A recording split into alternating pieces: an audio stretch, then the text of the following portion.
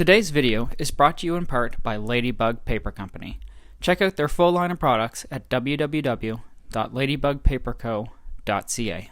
So the interesting thing about this trail, at least this trailhead, is it butts right off the main road. So you park on the side of the road and you come in. And so far, I haven't seen any markers, and that may lead to a problem later on. Now, that being said, if we do get lost, there is an actual main parking lot to the provincial park, and we can always make our way there and then backtrack via the road. But as of right now, it's going to be interesting finding our way back. And it was interesting. With so many little side trails scattered throughout this park, we relied on our trail map. Although not sponsored by, we do tend to use the AllTrails app. Not only can you see the marked trail on the map, it also tracks yourself using GPS, allowing detailed information about your exact location on the trail. Being a larger park, it offers a variety of trails, most of which include some beautiful views of the lake. We have chosen to hike the Pipeline Loop in this video. This 9.8 kilometer trail, or 6.1 miles for our friends to the south, was the longest trail we have attempted this year.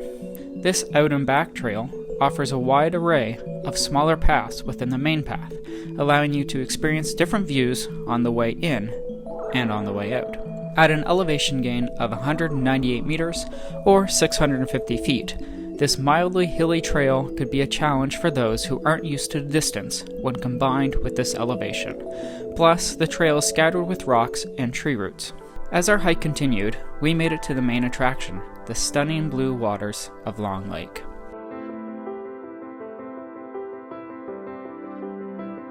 This area has seen a lot of change in the last 100 years or so.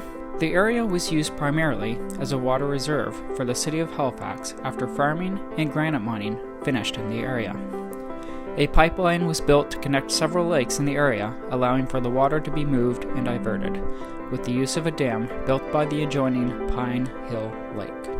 It wasn't until 1984 that this area became a provincial park and the city's water reserve and supply was shifted to a new area. There are times along a hike where you just wonder what things look like from a different perspective. Once we made it to this rocky crossing, all we knew is we had to see it from the air.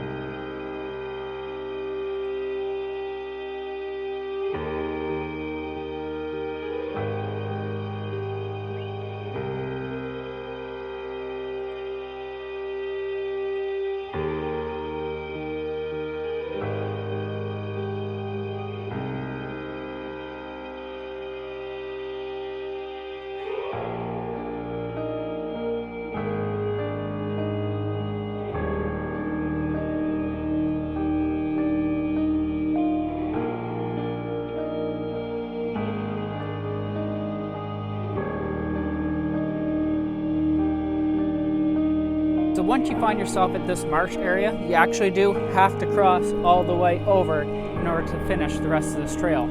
So we're at this point now, and we're going to see if it's easy or if it's difficult to make our way across this. Water crossings. Perhaps the most enjoyable, yet annoying part of any hike. We both appreciate the variance and the challenge of these types of crossings, although they do give us a hard time from time to time. Well, for some of us anyway. The second half of the hike is where you gain elevation.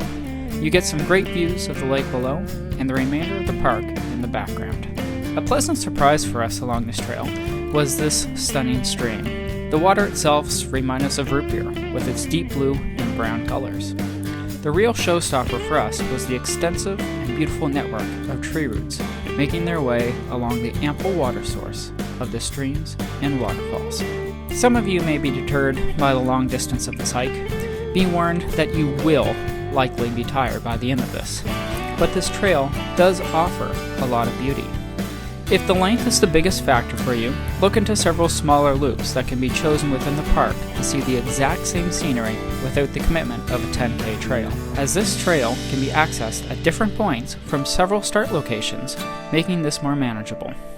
If you feel this trail is one you would love to do, or you know somebody who would love this material, feel free to share it with them, because together we can share the world.